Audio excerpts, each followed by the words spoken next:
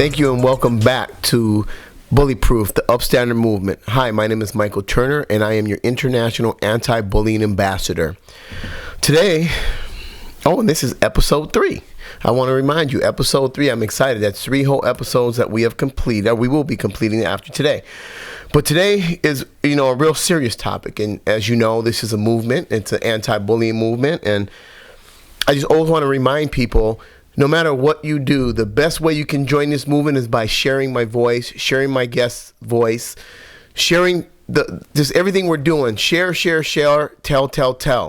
And today we're going to talk about a very tough topic, bullying. And it's suicide. And they coined it bullycide. It's pretty sad that children are killing themselves, and we coin it bullycide because they're being bullied by their peers. I just want to read off a few statistics that I think are sad, and amazing. And if this type of information does not get you to join the movement, well, then we've already lost. So I'm asking you to join the movement, and I want you to hear this because we got, a great show, but a sad show that someone that I've met and became friends with is going to share with us. But let's go over some of these statistics right quick so we can get gravity, so we can understand how serious this topic is. This is from the Center of Disease and Control, the CDC. Suicide is the third leading cause of death amongst young people, resulting in about 4,400 deaths per year, according to the CDC.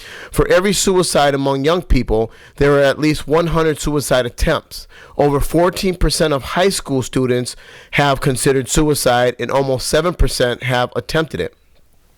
Bully victims are 2 to 9 times more likely to consider suicide than non-victims, according to a study by Yale University. A study in Britain found that at least half of all suicides among young people are related to bullying. Half, you guys. So a kid goes to school, he gets picked on, and half of the kids that get picked on are committing suicide. It's mind-blowing.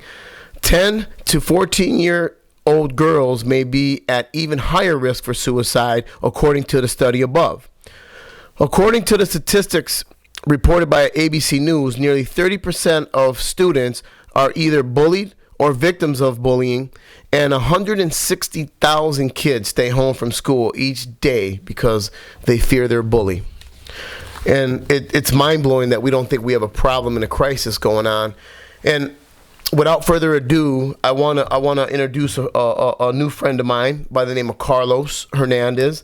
An amazing story. I mean, when I heard his story, he came and joined Generations Against Bullying, and when I heard his story, it was very inspiring. And to know that, he did the old-fashioned hard way of coming to America and doing the right thing, and the guy knows everything. I want to call him Forrest Gump, but I don't want to be mad at me. But he seems like he can do everything. So, again, this is my guest, Carlos Hernandez, and what brings us together is back in October of 2019. And I want him to tell the full story of what happened. But his 15-year-old son, by the name of Anthony Hernandez, committed suicide because he was bullied. And it's probably it is a parent's worst nightmare, and something that I would never even want to imagine. And I kind of feel, talking about it, I feel not only do I feel sad, but I feel like, almost selfish because I have my son still, and I know, Carlos has a long road to recovery, and I pray for him and hope that him and his family can recover. But I guess, again, I'm sorry about you losing your son. I mean, I know sorry is not even a word to compare to something like that. But, listening to your story just amazes me. And I want, the listeners and the viewers I want them to know who you are, because to me, you're an amazing, amazing human being. I mean, just listening to your story, you motivate me. But Thank you. Tell them your journey, how it started kind of, and how you got here. And I want them to know just a lot of the stuff you did. It's because I want to know what type of dad that Anthony has. So when people want to say, oh, it was something else. No. This is exactly what we're talking about. So if you can, please let me know, how did you get here? Well, it's very, very important for me to be here with you, Mike, tonight, because one of the main things, and I would call it sad, that has happened to me in my life is the death of my son. Absolutely. So he's gone. And as you asked me a while ago, how did everything start? All right, I was born in Mexico on May 2nd, 1963. All right. So I grew up in a very small town, even in Mexico. Now it's a huge city, but when I was a kid, it was a very small town. So I had a chance to kind of grow up in a town that, like, let's say the mechanic one, he teaches you things, you can even see the cows and you even milk them and all that stuff. So, and the reason I'm saying all this is because I had a chance and I was lucky enough to learn many things, seeing them, actually being on the scene, that I could learn many things. As I said, I knew the mechanic, I knew the masonry guys, so I knew construction people, so I had a chance to learn many things. And I had a great dad. My dad was a teacher. Actually, he was an English teacher. Okay. And I know you're wondering why this guy. Well, I learned how to speak English when I was only 6 years old, maybe a little younger. So bear in mind that I was in a country that nobody spoke English, so I was kind of a weirdo. You know what I mean? But that was a lucky thing for me. All right, so I went to primary school, then high school. But when I was in high school, I was already out of town, so I was on my own. So I learned how to live life on my own. And then I went to architecture school, and right there I was really on my own, because a lot of people don't know, maybe not now, but in those days it was very expensive school. And the reason why is because all the materials that we had to use and all that stuff, they were really expensive. Now everything is on the computer and everything else, but in those days it was really tough. Right. All right, so I got a degree in architecture. So I as all of us, most of us get off of college, and you just don't find a job right away. But I'm gonna go back a little bit in the college situation. Since I learned how to speak English since I was a kid, and my dad was a teacher, so I learned how to teach English. Nice. So on college, being in college, since I was not, let's call it, I wasn't poor, but I did have sometimes quite enough money to survive. So guess what I did? I taught English to my teachers. One time I told them, and they said, "Oh, great idea. We would like to learn. I mean, if you're willing to teach us, great." So I got some money out of it. So that was part of the entrepreneur. Kind of. So, but since I started to live on my own at a young age, so I kind of start seeing how life is, and be kind of understanding with everybody else, because when you see somebody that has it all, they don't know much about what real thing is in life. Right. And I'm sure you know what I'm saying. Yes, I do. So then I got married at very young age. My wife went to dentist school. Okay. Even though I'm missing the dentist, so she went to dentist school. So we got married very young, and as I said, I couldn't find a real job as an architect. So I started working as an English teacher in my hometown. Wow. All right. At the same time, I got a call from an engineer, and he said, "Carlos, I heard that you got a degree in architecture, so are you willing to work with us?" I said, "Yeah, no problem." So I was full time. I mean, I work in that office from a couple of engineers and myself as an architect, and I also was teaching in a few schools. So my life was, I kind of fell and made off. I was like, "Oh, I made it out." But, right. But destiny takes you to kind of different situations. My situation, I got a terrible car accident. So on my savings, everything else went downhill. And I had a cousin that he was very successful. He was teaching in Stanford. Oh, really? He's a teacher. Oh, wow. He was a teacher in Stanford. So he said, "Carlos, why don't you try in U.S.? I mean, I know you know how to speak English, you know the language, you know everything. So I mean, why don't you just come to here?" But I said, "Well, I don't have any other relative in the town that you are living at. So, but I have people in Chicago." And I said, "Well, just give it a try." So we tried in Chicago. And thanks to the fact that I got a degree in architecture, I worked for an interior designer company in Chicago downtown. Nice. So it was great. At that time, we had my daughter, who is 30 years old. And to me, as my dad taught me, how it's very important to be with your family.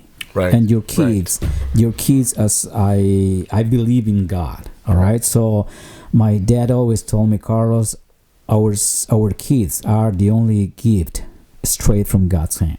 No matter how God you believe on. Right. All right. So it was great. I had my daughter. I enjoyed being her father.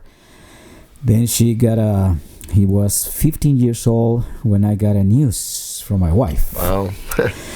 That my son was coming. Wow. All right. At the beginning, she just told me, you know what, I'm pregnant. We are pregnant. And when we went to the hospital and all that stuff, you know, the ultrasounds and stuff, and I remember the nurse telling me, Mr. Hernandez, what would you prefer, a boy or a girl? And I said, I don't know. I know, you want a boy. Guess what? It was a boy. It's a boy. Awesome. Oh my God. I swear to God, when I hear that news, wow.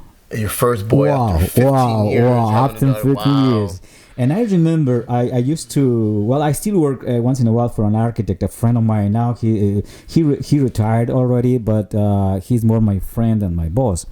So he told me before my son was born, he said, Carlos, at this point, at this part of your life, you're going to enjoy your son a lot more. I know you enjoyed being your daughter's father, for sure. But at this age, you're more mature. Yes. You know, you have a lot more experience. You're calm. I mean, you're not going to go crazy with a lot of stuff. Right. Believe it or not, he was right. I mean, he was completely right. I started enjoying being my son's father because every single thing, and he had very energetic. I mean, I still remember when my daughter, because my daughter was always very, very calm, very educated. You know those kids when you go to, like, for instance, to the restaurant, you see those kids jumping all over. And my daughter was always sitting down, very good behavior, and I always criticize, those parents, you know, those kids, blah, blah, blah. But guess what? When my son was born, oh my God. He was the spark. I get it. Yeah, I think I kind of understood those parents that I used to criticize. All right, so my son was the best. Don't get me wrong, my daughter too, but my son was the best part of my life. Since he was little, I used to rush from work to come home and take him to the park, and I have tons and tons of videos of him. I saw a lot of them, yes. And it was great for me. I mean, he kept me not only alive, he kept me moving. You know, he was my engine. He was my heart all the time. Wow. And it was beautiful. Everything was just great. He went to private school also in Chicago in Northside Catholic Academy. Okay. So he was always until middle school. So when we tried to look for a high school, we didn't see any kind of good option around the area that we were living at. And my wife has a brother that lives in Wisconsin. And so talking to my brother-in-law, Fabian Caballero, we touched that topic about the high school for my son. And he said, okay, I bear that in mind. And one day he called us, to my wife and I, and said, guys, are you interested in a house? I said, what do you mean? Well, as you know, I have my house. I don't need another one. But it happened that the guy that owns the shop that I'm working at, he's selling it. But the only condition is that you have to buy the house too. Are you guys interested in the house? And I said, well, let me ask you, my nephews, what high school did they go? And he said, Greenfield High School is very close by the way. I mean, it's just like 5 minutes away. I thought, that makes sense. I mean, it's just like God get plans for us. Okay. Right. I wish it wouldn't never happen, but I will tell you later why am I saying that? Because we came to see the house and everything else, and we went to see the high school, and everything worked perfect. So my son, I'm gonna go back a little bit in the story when he was in what grade was that? He was in middle school. He joined the football team. Okay. So he loved football. I mean, his nickname in middle school was the football guy. The football guy. He was always carrying a football with him and all that stuff. I mean, if you see my son without the football, I mean, Something was wrong. something was wrong. Yeah, something was wrong. Wow. So the first team that he joined was the green Big Red. Big Red. That was in the middle school.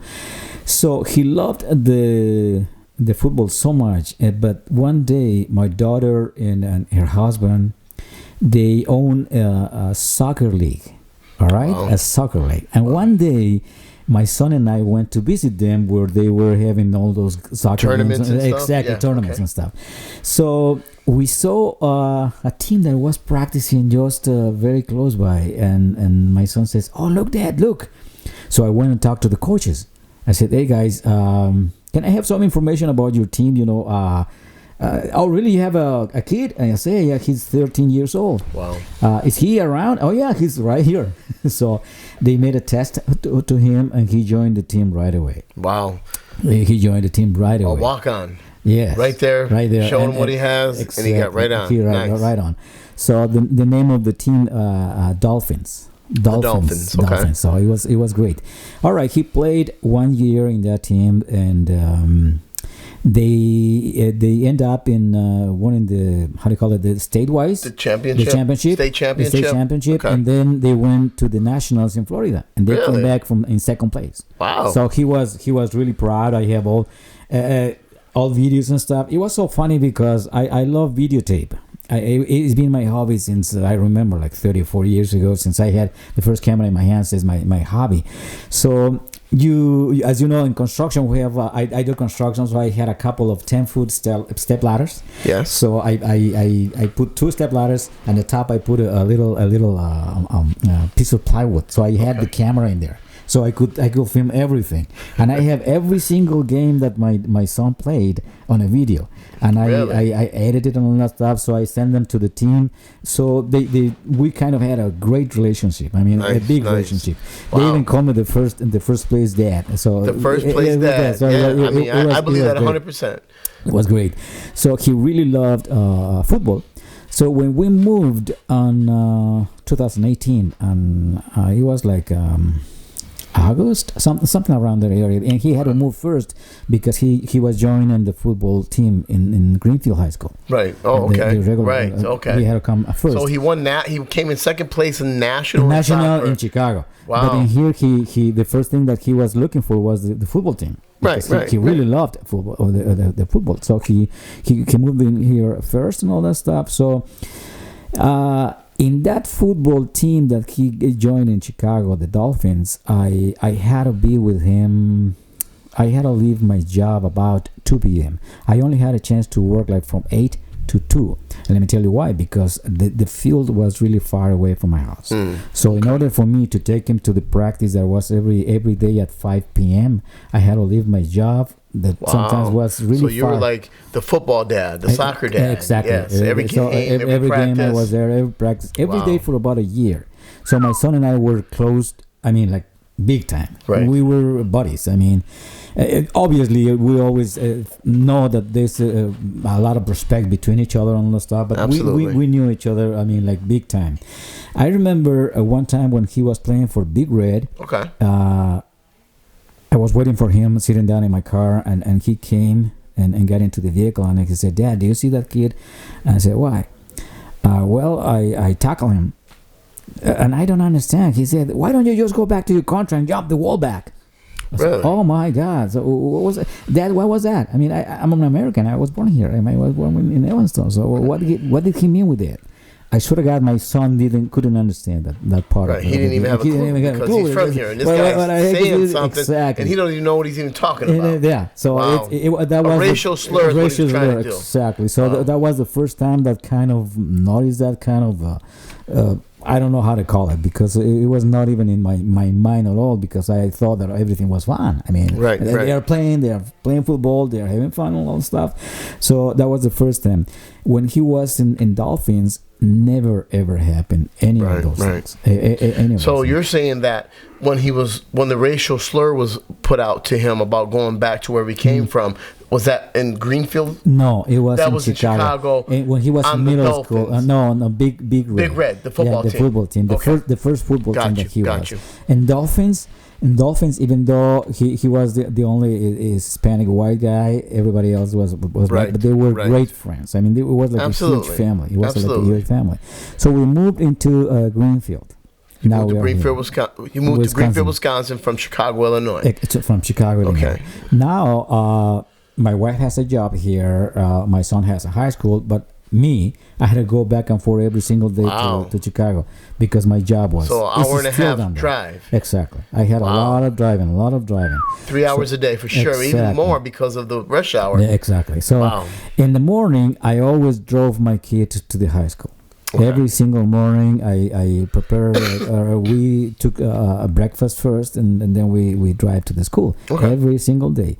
And the most of the time, my wife was the one picking him up, but sometimes I rushed up to be with him. Just to try to pick him up from school. Get the experience, to see his smile. And right, I got once in a while, he texts me from his between classes or whatever and said, Dad, do you think I could have this kind of food today or whatever? I mean, we were always in communication. Yeah. But sadly, certain time I start seeing him a little different. You know, his temper was different. He started changing his attitude a little bit with me. Not in a mean way or you just whatever. Noticed a difference. Something was wrong. Yeah, something was wrong. He started losing a lot of weight. Wow. So I started, wondering, Anthony, is there something wrong? No. I don't even want to talk about it. Oh my God! So something's going on. Definitely something's wrong because you've seen it. Yes. I've seen it. You know your son. That was not my son. That was not my Anthony. That was not my sweet guy that always was. Right. Understand. And things. So many experiences that I had with him. He had a great heart. A great heart. I remember one time he used to go a lot to the mall. Okay. I don't remember the name of the mall, but it's in 76 in Southridge. Southridge. Probably Southridge Mall. Because I you can tell that I still don't know much about the area. Don't worry, you ain't been here long. I've been here my whole life, so I get it. Don't worry about it. I remember one time he told me I came with him to the mall because he was looking for some clothes for him and all that stuff, and we bought a few of them and all that stuff. And at the end of that day, he saw a T-shirt. I said, Dad, do you think I can buy that T-shirt? I said, yeah, not a problem. But he was always thinking ahead. And maybe he thought that I didn't have enough money for that. And he said, we can get it later, Dad. We can, some other time we'll do it. I said, okay, not a problem. So like a week later, that he said, Dad, I'm going to go with my friends to the mall. Do you think I can get that T-shirt? Wondering about the money. I said, yeah, he knew another week, Friday that gets paid. Yeah. So he's, okay, yeah. So I gave him money. And I drove him to the mall and all that stuff. So at the end, he called me and said, Dad, can you pick me up? Yeah, no problem.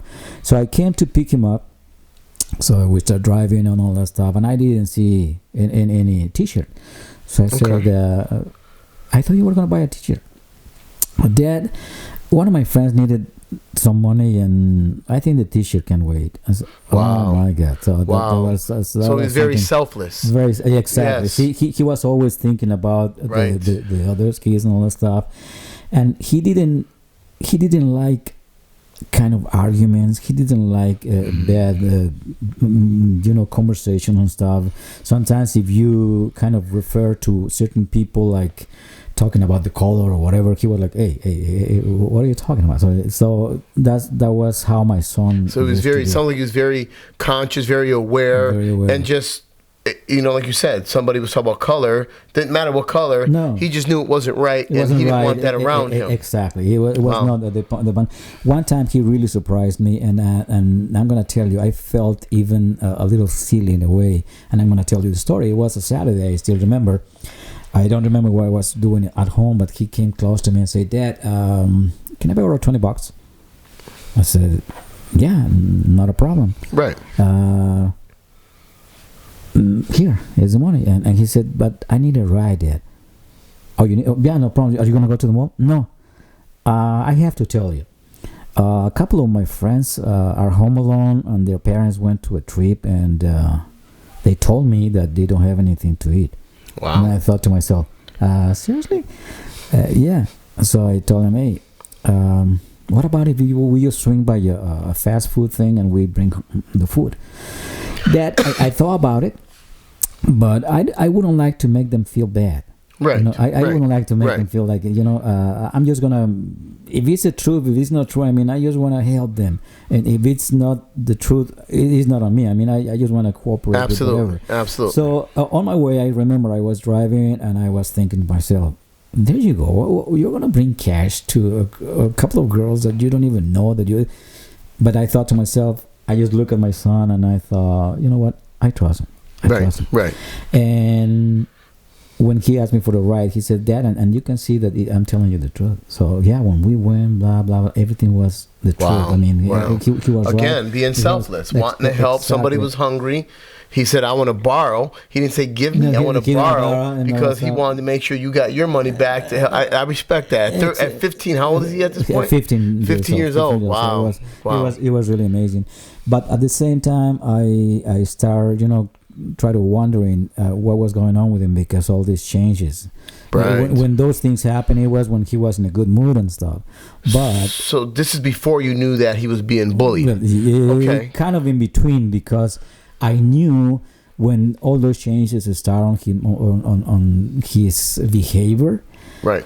And he told me a couple of times that there were a couple of kids. Well, I'm going to call them kids, but they were on the 16, 17 years old or whatever. Gotcha. They try to beat him up.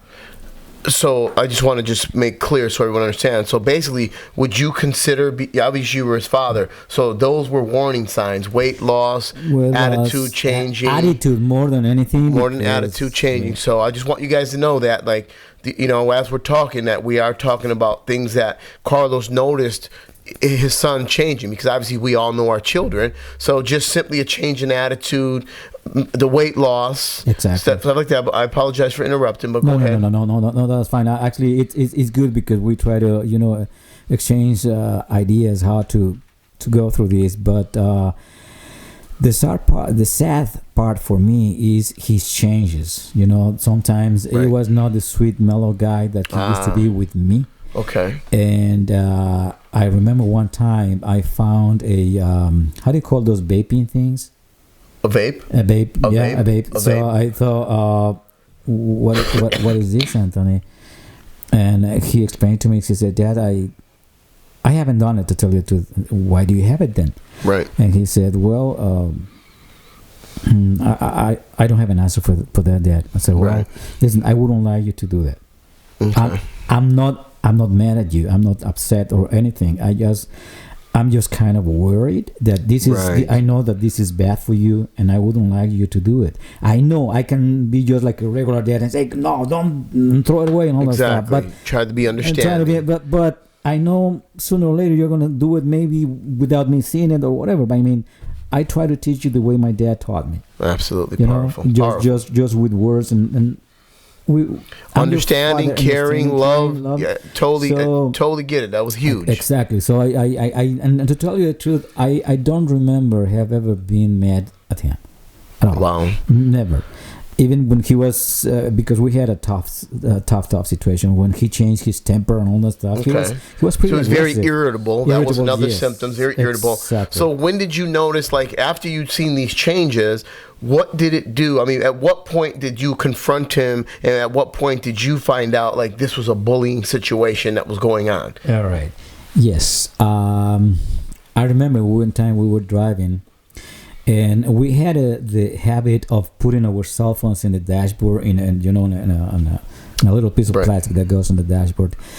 And all of a sudden, I could see, when somebody texts you, you see the name, and sometimes it comes out the picture of the profile. Yes. So I saw like 5 or 6 or whatever on the little trip that we had, and most of them were girls. And he started telling me, Dad, this is part of the reason that a lot of kids want to fight with me, because they are the boyfriends of these girls, and sometimes even if I don't answer, these boyfriends see the text in their phones, so they think that I have something with them, and I have told them, listen, I don't have anything with you, I don't have anything with your girlfriend, I don't even know her sometimes, and they want to fight me. And the last time I remember, he told me, even one, he was a sophomore, so he said, one freshman wants to fight with me, Dad, and I have no clue why is he trying to fight with me. Wow. So the other thing is, being in Chicago, he was in karate classes since he was like, I remember the first time 7 years old. Wow. All his life. So he was a black belt. Proficient. He was, yeah. He and he had the discipline that comes along with karate. He had all that stuff. And he didn't want to fight. Right. He just didn't want to fight. And one time I remember he told me that, all because he came out of the school when I picked him up. Okay. And I could see his face before even he got into the vehicle. Wow. He was really, really like upset. So he got into the car and I said, Anthony, are you all right, son?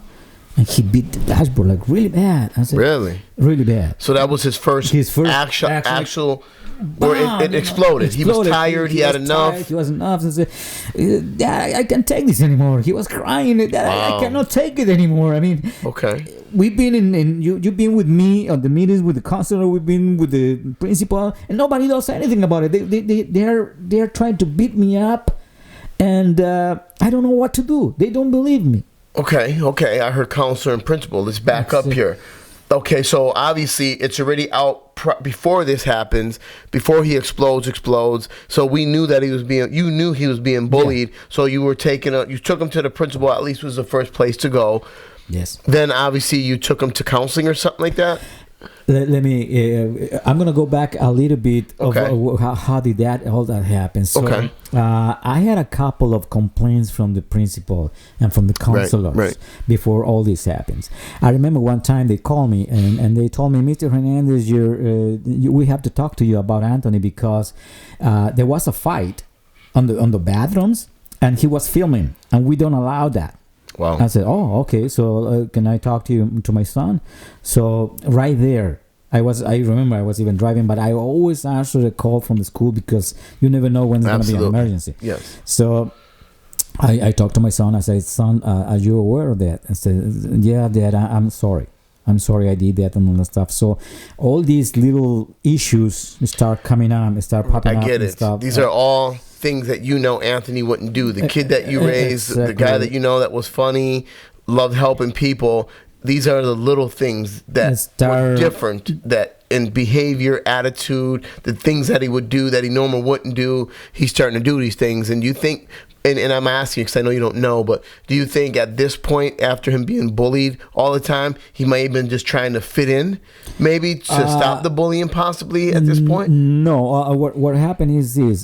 Through the process of all these changes, the part that I didn't quite mention is that when we moved into Greenfield, he got like 5 good friends. Okay. 5 good friends, and 5 of them were always in my house. Nice. They even call me Dad, to tell you. Wow, that's awesome. Why? Because they were sometimes from Thursday all the way to Sunday. Oh wow. I mean, I came to a house with pizzas. Hey guys, and all that stuff. So downstairs in the basement, they had like a little musical studio and all that stuff. So they used to play the guitar, the board, and all that stuff. And he made these friends pretty fast. Pretty fast. Wow. I didn't know that one of them, they met each other because his friend stand up for him. Okay. Wow. My son was being bullied, and this guy says, "Hey, stop it." So they became very good friends. So, because of the bullying in that high school, some of his friends start moving out. Moving out of the school? Out of the school. Really? It's that bad in the school? Yes, but that was worse for my son. Because guess what? All of a sudden, he was on his own. Just by himself. His friends went to other schools because they didn't want to be bullied or didn't want to be part of whatever was going on. Exactly. So when I had all these complaints about my son, and I talked to the counselor, I even in the meetings with the counselor, I could see that my son was a little aggressive. Really? So he why do you think that is though? Why didn't he want to be at a place that he was perceived to get help? Because I apologize. No. I just want to know, was he there because of the bullying maybe, or was he because of the changes he was going through because of the bullying? Exactly. The changes and all those stuff. A big changes, like, and his grades were downhill. Really? He's crazy. Wow. And sometimes up and down, up and down. Okay. So when he was really happy in a certain point in the school that he got a girlfriend and all the stuff and all that, I remember he got in mathematics A+. Wow. And I go like, Anthony, hey, listen, I'm really happy for you. I mean, but I just have a question. How come from an F to A+? Wow. Oh my God. And he told me, Dad, math is not a problem to me, but in the classroom, you have to have a good environment, in order to have, good learning. Right. Absolutely. So, Absolutely. And I don't feel like that. They are always picking on me, and nobody does anything about it and all that stuff. So the worst part of the bullying situation was one time that when he beat in the dashboard. That was okay. So when he came in the car, beat on the dashboard, that was after a bullying situation in the school. I kind of figured it out because I'm not that young man. I'm almost 60 years old, so Right. I'm not that little boy that is wondering, what's going on with me. Exactly. I kind of start searching in my mind. I says, okay, so I'm just gonna calm down. Okay. Not talk for a little bit. Right. So when we get home, he was a little calmer already. So he was like, okay. So I said, Anthony, did I do something that upsets you or whatever? No. But how would you feel if 5 guys in the bathroom area want to kick your butts or whatever? And I'm sure one of them had a knife. But how am I gonna come to the principal and say, that guy had a knife? I mean, it's so easy to hide it right away. Right. Nobody's going to believe me. I'm going to appear like. He's lying or something. Exactly. He's 5 lying. against 1, basically. Everyone, So whether it was a fight he was going to lose, or whether he goes and tells he was going to lose because it was 5 against 1, he was outnumbered. There's no way to prove. There's no way to even. And he told me, Dad, you've been with me. We have been in the meetings, and what did they tell you? Don't pay attention. Go around. Blah blah blah blah. So basically during his counseling sessions, they were saying the counselor, the therapist or whomever you were seeing was basically just saying, okay, if you're getting bullied, because that obviously came up, basically just ignore it and walk away. Exactly. That doesn't work. And let me tell you why. Because I remember my son one time, okay, he was being bullied and his temper was changing, etc., etc., etc. So the school advised me to take him to therapy. Right. And Anthony knew that. And then so I took him to therapy, individual therapy. I took him to therapists in group of kids because those exist and all that kids, stuff. Individual therapy and all that stuff. So I remember one time I picked him up from the therapy and he just said, Dad, I'm being bullied at the school. Those kids want to beat me up. They advise you to bring me to therapy. You listen to them. You bring me to therapy. Seriously, Dad? I mean, they try to almost kill me, and I am the one that needs therapy. Wow. And I am the one that has mental issues. Are you serious, Dad? So what they try to do, from what I'm hearing you say is, he realized at 15 that I'm being bullied, and granted, my behavior's changed a little bit, but it's because of the bullying. Exactly. I go to therapy, and now they think it's a mental health issue versus they want to blanket it versus address the situation that's happening. And he asked me straight off in my face, Dad, why not them take them to therapy? Are not they the one that need therapy? I mean, why me? I mean, so if I do bullying to someone, he's the one needing therapy. Right. He's the one. So that basically, has again, he issues. lost because it was a 5 against 1, exactly. and because the one was acting out or whatever he was going through. That's a travesty, and nobody was really paying attention. Nobody was really trying to do nothing because it's easier to look the other way, or it's easier to possibly just blanket and say mental health. But here's a normal kid with a great family, nuclear family situation at home, breakfast, lunch, dinner, dad loving him, leaving work early, picking his kid up because he wanted to be there for me, give him that, I'm here to support you after school, before school. And he's telling you he's being bullied. He gets sent to therapy, and basically the therapist just says just ignore them. But obviously it was more than that because he just said he felt he was being threatened or someone may had a knife. And at the end of the day, he's the one that has to go to therapy. Exactly. And with mental issues. He's like, what kind of role is this? So I thought to myself, okay, these therapies are definitely not working. So what am I going to do? Okay. I said, Dad, I swear to God, Mike, I didn't know what to do. Right. I had no clue. I mean, it was like, what should I do? So what I start doing is taking him to places that I knew he was going to enjoy, like I took him again to boxing classes. I took him to learn how to drive. I raised him in a gym, and so many other things that I started, making a little world for him, so he kind of see that it's not only that. And on top of that, I told him, okay.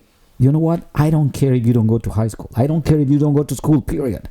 I said, no, Dad, I'm not a coward. I said, oh my God. So, but Anthony, I mean, then how are we going to solve it? Don't worry, Dad. I will be all right. I will be all right.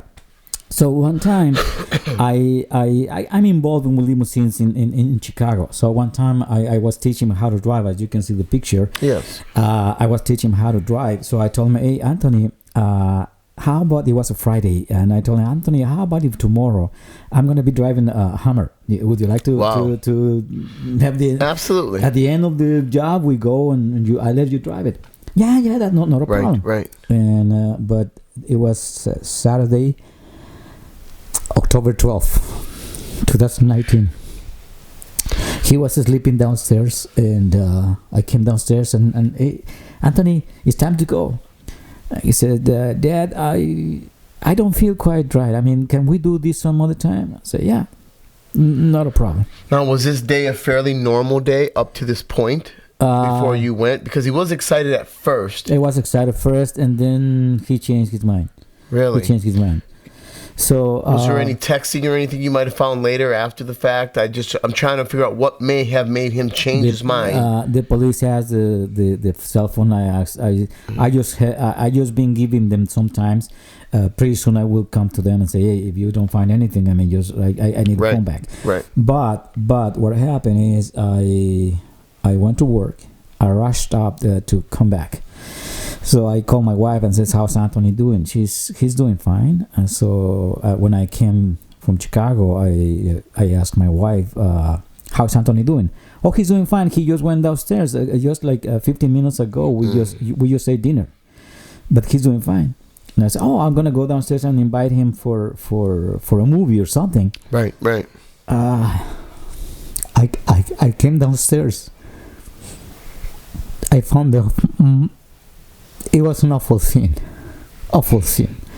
Just 15 minutes before, he was at the kitchen with my wife, smiling,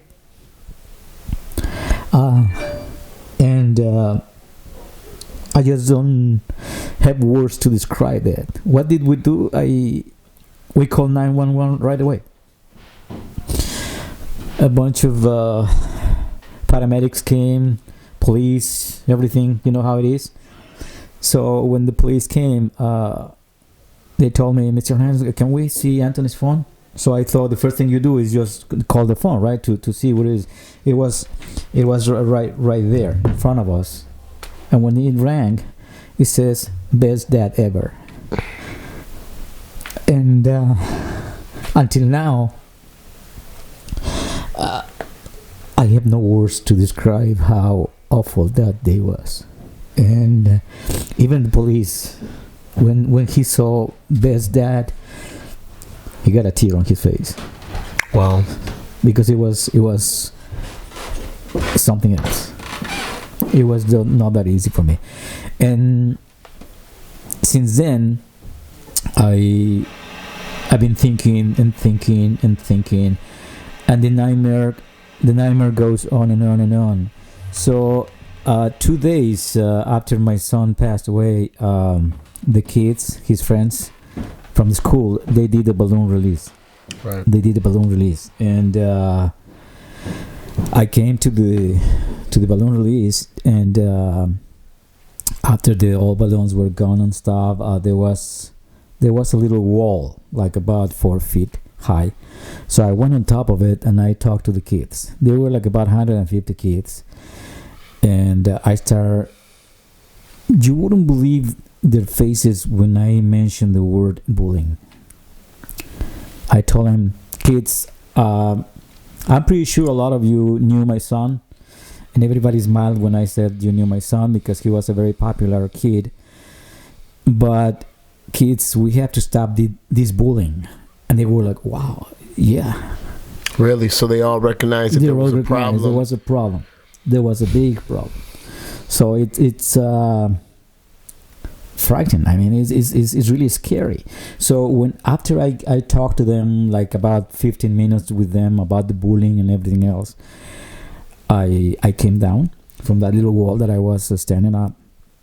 A lot of them came and hugged me and gave me their condolences and stuff. But I have to say it, I could easily count like 6 or 7 girls that told me that they had suicides ideas too, and Anthony was the one telling them how beautiful I was. So again, being selfless, he had 6 friends that were thinking and contemplating suicide, and Anthony was the one to tell them and convince them not to. Wow. That's part of the reason that they told me, Mr. Hernandez, we are amazed today and sad that he did that to because himself. Nobody, I don't know if he brought it up to anybody, but maybe he didn't have that person, or, to, give him the same love, or maybe he just didn't tell anybody, I mean, I guess the biggest thing to me is, it's a tragedy beyond a tragedy beyond a tragedy. And, I would never want to be in your position or your shoes on any level. How are you and your family coping more than anything in the world? Because this is your only son. This is like a gift that was given to you 15 years after you already had a 15-year-old daughter. And, what are you doing now? Because in my mind, and I know this might be a selfish thing that I'm saying, but I met you and I really, I felt you in my heart, and I see the type of guy that you are. You are a man that needs to be in the world, and I couldn't even imagine the kind of kid, because the kid is always better than the dad. I don't know if you knew that. Kids always come out good, and you're a good guy. But what are you doing to cope? I mean, tell the listeners, I mean, I don't know what to say other than I know you got ups and downs, but what are you doing to keep sane? Because in my heart, you are Anthony in so many ways, because everything Anthony was you. And in my mind, you are his legacy. It's backwards, yes. You've been put in a backward situation, but please tell me and tell the audience, what does Carlos Hernandez do? Because virtually it's in the impossible, but how do you do the impossible, Mr. Hernandez? All right, here we go. I still remember this thing happened on a Saturday.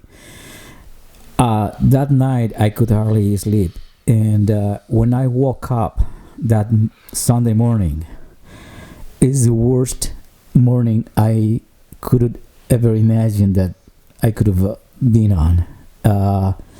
And to tell you the truth, it's been like that since then. But my mind just went like blank for a few days.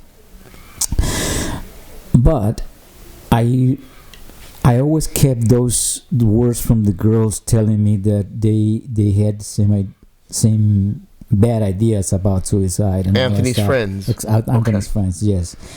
And after that, I remember it was on Saturday. On Monday, I went to talk to the principal. I talked to him about a lot of what Anthony was going through in the school. Okay. He said, Mr. Hernandez, we are here for you.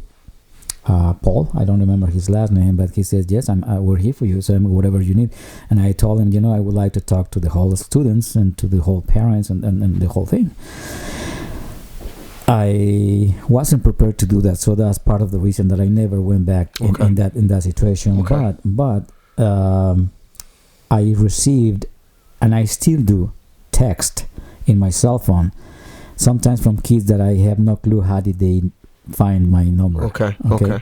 And some of them tell me that the bullying in the school is worse and worse. Wow. So that's the thing that I start thinking, okay, Carlos, you have to do something about it, because you could easily be at home doing nothing, but you have to help these kids. So I don't know how long it took after my son passed away. There was another suicide in the same school. And when the way I found out about that, it was from a text from a boy from the same school. Mr. Right. Hernandez, I don't know if you know about this, but this kid did the same thing, etc., etc. Wow. I swear to you, Mike, I couldn't even call it crying. I was howling like a wolf because I feel guilty. I felt I didn't do enough. I was just like, why didn't you go to the school and tell them this bullying has to stop? This bullying has to stop right now. How many more kids have to die because of this? That's how I felt. My wife hugged me and all that stuff, and I said, it's not your fault. You couldn't have done anything at all about it. But Mike, I felt useless. I felt like, Carlos, why didn't you go and tell them that something has to be done? But nobody did anything, and until now they still denied the bullying, and I don't understand why. And to me, I don't have anything against the school. I don't have anything against the government. I have anything against anybody. I just want to help these kids to make a better world for them. And excuse me. And that's why we're here, because I don't know if I could do what you're doing. You know, I respect you more than anything in the world, to have the courage to come and share your story, because we're going to get this out for everyone to understand and know. There's no way on God's earth that kids should be taking their life because other kids are picking on them. I mean, it's just, we're all the same in so many ways. I mean, we can sit here and discuss. We can just start naming anything, and I can guarantee you we have them in common. And I don't even know what to say. I mean, I just feel so bad for you, but I know it's just words, man, because I didn't lose my son, you know, and I love the fact that you're here, and I respect you more than anything. And you have to carry your son's life forward as long as you can, whether you're 59, 69, 79. You know, we need you, and you are Anthony's direct voice. I know, and I don't know if you really understand that, because you're still grieving. This is so new. This just happened. You know what I mean? This just happened.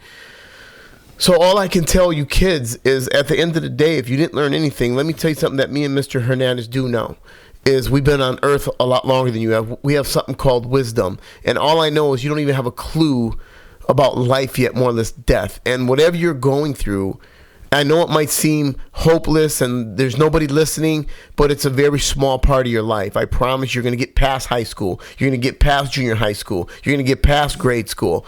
Everything passes. So I'm not a suicide expert, and I'm not a mental health expert, but I believe everything that I've been told, knowing Carlos, he knew his son better than anyone in the world, and he was clearly being bullied. And again, people don't understand how far it will go. You think it's a joke or you're being cool, but we all have to start standing up and being responsible for ourselves, because someone's going to get hurt. You're going to hurt somebody's feelings. You could hurt somebody's future. You're going to change the course of history in a bad way. We have to stop picking on each other. And I don't mean to interrupt you, because what do you think we can do? I mean, you're here. You're a voice. You are Anthony's voice. You are Carlos's voice. You are now a voice of Generation Against Bullying. You know, you're here because of your son. And it was a reason why we all met. What needs to be done? What, in your perspective, as a father that's grieving, that just lost his only 15-year-old son, what would you do different? Or what can you tell these people what we need to do? I mean, I know this is going through your head every single day since that Saturday, October 12, 2019. Every single day. I remember this, somebody says they would have don't exist, and I believe that. But as you said, what would have I done differently? Now that I have the knowledge of what happened to me, I remember my son's words, every single one of them, when he stepped out of that therapy and told me, "Dad, seriously, I'm being bullied. They almost kill me. And now, according to the school, according to the psychologist, according to the psychiatrist, I have mental issues." And he said, "Seriously, Dad? Seriously?" Wow. So at this point, I can tell to the parents, every time listen to your kids. There's no kid that says, I don't want to go to the school because they are lazy. Try to find out what's going on with them. Try to find out what's going through their mind, through their heart. And as I keep saying, the would have cannot help me, but my would have can help you. If you ask me, I would answer it. And we are here for them. We're here for you. Generation Against Bullying is here for you. If I would have known about Generation Against Bullying when my son was alive, he'd probably be alive. But there's a reason for everything. And every time I talk about my story, it's like putting a knife on my wound. Really bad. But if I save a life, if I save a parent for going through what I'm going through, if I save a kid for going through what my son went through, it's worth it. Absolutely. I will take the pain. I don't care. I'm here for a reason. And I'm going to honor my son's life. I'm going to honor his words. And I will be his voice for as much as I can. And I just want to just kind of wrap up here. More than thank. There's nothing that I can do, and I want you all to appreciate the fact that this man has lost his only child. His only son. And again, I can't thank you more than enough to share, because this isn't the last time you're going to be with me. No. We're gonna keep on going and going and going until we get the message. We have to stop the bullying, you guys. And this is what I'm going to leave you with. As you do know, and I don't want to turn the topic on me, but the fact is I've been through a lot of things, and I remember that I wanted a hug. And this is how important hugs are to me. I remember I was in a place where I couldn't even get a hug. I told you guys before that I spent a lot of years in prison for mistakes that I made. I had to own up for those mistakes and pay my debt to society. But I remember I was doing a year in the hole. And I just needed a hug. Something came over me where I just wanted someone to hug me that cared, because nobody around me cared, because in the maximum security federal prison, it's just opportunists and vultures. And then I realized how bad and how important hugs are. So this is what I want everybody to do, and anyone that's listening to me. I want you to, for the adults, when your kids come home today, I want you to hug them. But I want you to define the hug. I want you to tell them why you are giving them a hug. Whatever reason that you're happy to have your child, I want you to define that fact. And for you young people, your kids, here goes your opportunity to become a leader. Right here, you become a leader of your family right now. If it's hard for you to go home and hug your mom, your dad, your brother and sister, there's a problem. But see, this is what I do know. We're creatures of habit. If you go there one time, just go one time home and just give everything you got and give your mom a hug and your dad a hug and say, thank you for waking me up today, Mom, and feeding me breakfast. Thank you, Dad, for taking me to school. Thank you, little brother or sister, for being a good kid today for Mom and helping Mom out. Define hugs and love each other. Because Carlos will never have that opportunity, never will Anthony. So what I need you guys to do is I want you to look at Mr. Carlos Hernandez as well. This is a man that's going through great suffering and pain. But more than anything, I want you to know that he's a leader now. And he's going to carry his son as far as he can and as far as God will let him. So again, I want to thank you for joining us at BullyProof, the Upstander movement. Next week, we're going to have another topic, but this will not be the last time that we're going to talk about bullycide. And join the movement. Join the movement by sharing my words, sharing Carlos Hernandez's words, sharing gabnow.org. Share. Join the movement. Let's take over and let's stop this bullying stuff now. Again, thank you, Mr. Hernandez. I appreciate you. Anytime you name it, I'll be here. And we will be seeing a lot of Mr. Hernandez. Have a good week. Have a good evening. And thank you for joining.